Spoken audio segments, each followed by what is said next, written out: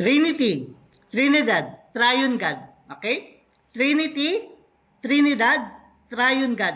Tatlong persona ng Diyos. Okay? They are three in person but one in essence. Okay? Co-equal and co-eternal. Okay? Pantay-pantay sila.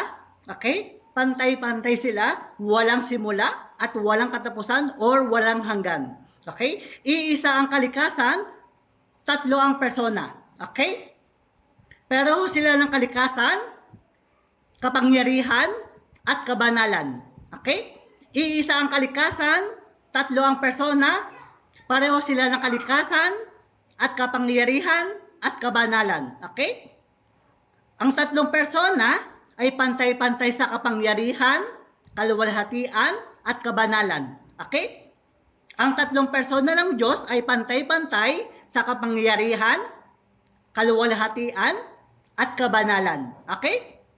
Colossians chapter 1 verse 15. Si Jesus ang larawan ng Diyos na hindi nakikita.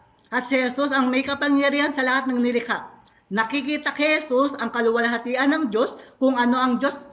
Okay? Kung ano ang Diyos ay gayon din ang anak na si Jesus. Okay? Nakikita kay Jesus ang kaluwalhatian ng Diyos kung ano ang Diyos Ama ay gayon din ang anak na si Jesus. Okay? Ang ibig sabihin, ano ba ibig sabihin ito? Ang ibig sabihin, kung ano ang nakikita natin kay Jesus, ganun din ang Diyos Ama. Okay? Kung ano naman na nakikita natin sa Diyos Ama, ganun din ang makikita natin kay Jesus. Okay? Ang ibig sabihin, magkaparehong Diyos. Okay? Magkaparehong Diyos, ang Diyos Ama at ang Diyos Anak na si Jesus. Okay? Ang ibig sabihin, magkaparehong Diyos, ang Diyos Ama at ang Diyos Anak na si Jesus. Okay? John 10:30. Ako at ang Ama ay isa, sabi ng Panginoon. Okay? Si Jesus at ang Diyos Ama ay isa lang ang pagka-Diyos niya. Okay? Okay? Ang ibig sabihin, magkaparehong Diyos. Okay? Magkaparehong Diyos, ang Diyos Ama at ang Diyos Anak na si Jesus. Okay? Magkaparehas lang sila. Okay? Magkaparehong Diyos ang Diyos Ama at si Jesus. Okay? Kung ano ang pagka-Diyos ng Diyos Ama, ganun din ang pagka-Diyos ni Jesus. Okay?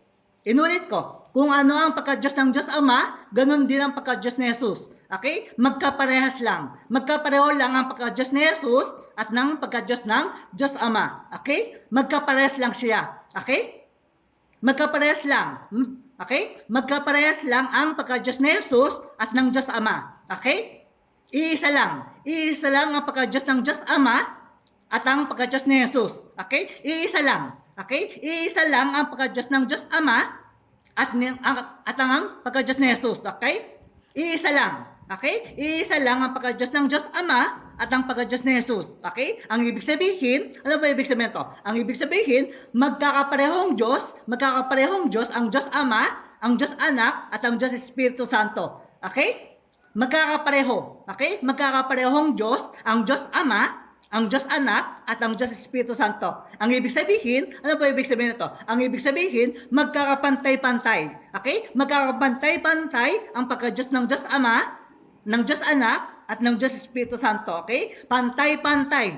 Okay? Pantay-pantay ang pagka-Diyos ng Diyos Ama, ng Diyos Anak, at ng Diyos Espiritu Santo. Okay? Ang ibig sabihin, ano ba ibig sabihin ito? Ang ibig sabihin, pare-parehong Diyos. Okay? Pare-parehong Diyos, ang Diyos Ama, ang Diyos Anak na si Jesus, at ang Diyos Espiritu Santo. Pantay-pantay ang pagka-Diyos niya. Okay? Pantay-pantay ang pagka-Diyos niya. Okay? John chapter 1 verse 18. Wala pang nakakita sa Diyos Ama kahit kailan.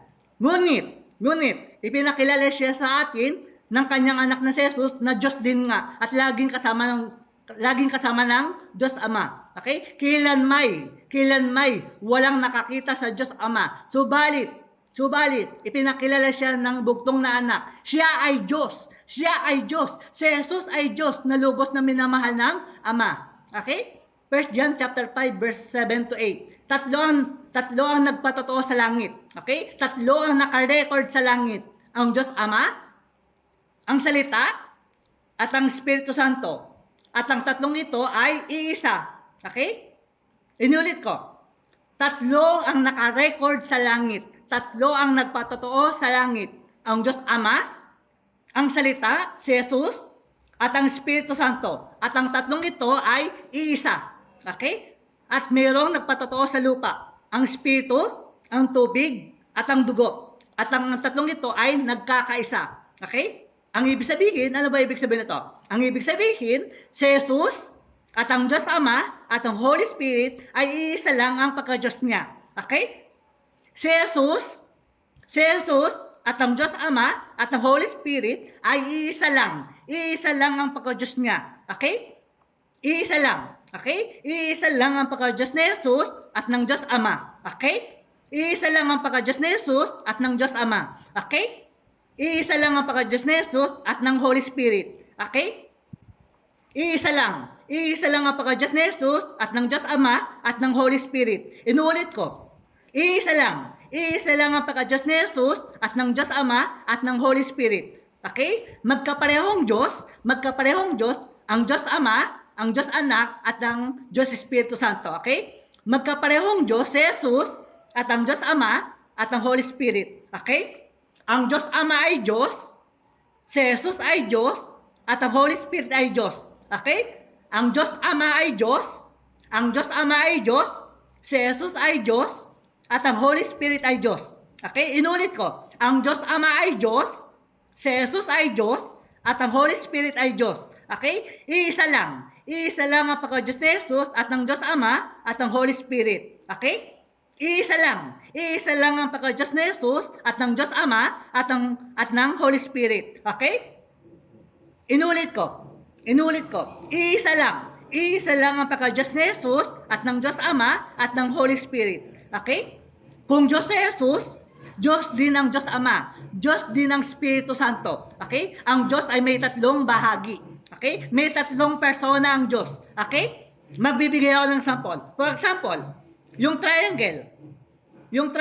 Iisa lang ang triangle, pero may tatlong sulok ang triangle. Okay? Ganon din ang Diyos. Iisa lang ang Diyos, pero may tatlong persona ang Diyos. Okay? For example, magbibigay pa ako ng sample. For example, ang bansang Pilipinas, iisa lang ang Pilipinas, pero may tatlong lugar ang Pilipinas. Ano ang tatlong lugar ng Pilipinas? Luzon, Visayas, at Mindanao. Okay? Ang Luzon ay Pilipinas, ang Visayas ay Pilipinas, at ang Mindanao ay Pilipinas. Okay? Pero, isa lang ang Pilipinas. Pero, may tatlong lugar ang Pilipinas. Okay?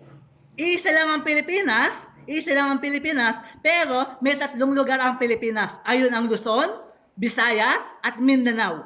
Ganon din ang isang Diyos. Okay? Ganon din ang isang Diyos. Iisa lang talaga ang Diyos natin, pero may tatlong persona ang Diyos. Okay? May tatlong persona ang Diyos. Ayun ang Diyos Ama, ayun ang Diyos Anak, ayun ang Diyos Espiritu Santo. Okay? Iisa lang. Iisa lang talaga ang Diyos natin. Iisa lang talaga ang Diyos natin, pero may tatlong magkakaibang persona. May tatlong persona ang Diyos. Okay? Lagi natin tatandaan. Iisa lang talaga ang Diyos natin, pero may tatlong magkakaibang persona. May tatlong persona ang Diyos natin. Ayun ang Diyos Ama, ang Diyos Anak na si Jesus, at ang Diyos Espiritu Santo. Okay? Ang Diyos Ama ay Diyos, ang Diyos Anak ay Diyos, at ang Diyos Espiritu Santo ay Diyos. Okay? Ang Diyos Ama ay Diyos, ang Diyos Anak ay Diyos, at ang Diyos Espiritu Santo ay Diyos. Okay? Inulit ko. Ang Diyos Ama ay Diyos, ang Diyos Anak ay Diyos, at ang Diyos Espiritu Santo ay Diyos. Okay? May tatlong persona ang Diyos. Okay? For example, magbibigay pa ako ng sample. Okay? For example, yung itlog. Iisa lang ang itlog, pero may tatlong bahagi ang itlog. Ano ang tatlong bahagi ng itlog? May shell, may egg yolk, at may egg white. Pero, iisa lang siya. Okay? Iisa lang ang itlog, pero may tatlong bahagi ang itlog. Tatlo ang nasa loob ng isang itlog. Okay? Ganon din ang isang Diyos. Okay? Ganon din ang isang Diyos. May tatlong bahagi din ang Diyos. Okay? Iisa lang talaga ang Diyos natin. Pero may tatlong bahagi ang Diyos. Okay? Tatlo ang nasa loob ng isang Diyos. Okay? Ayun ang Diyos Ama, ang Diyos Anak na si Jesus, at ang Holy Spirit. Okay? Ang Diyos ay may tatlong bahagi. Ang Diyos ay may tatlong persona. Okay? Ang Diyos ay may tatlong bahagi, may tatlong persona ang Diyos. Okay? Okay? Ayun ang Diyos Ama, ayun ang Diyos Anak, ayun ang Diyos Espiritu Santo. Okay? Ang Diyos Ama ay Diyos, ang Diyos Anak ay Diyos, at ang Diyos Espiritu Santo ay Diyos. Okay? Ang Diyos Ama ay Diyos, ang Diyos Anak ay Diyos, ang Diyos Espiritu Santo ay Diyos.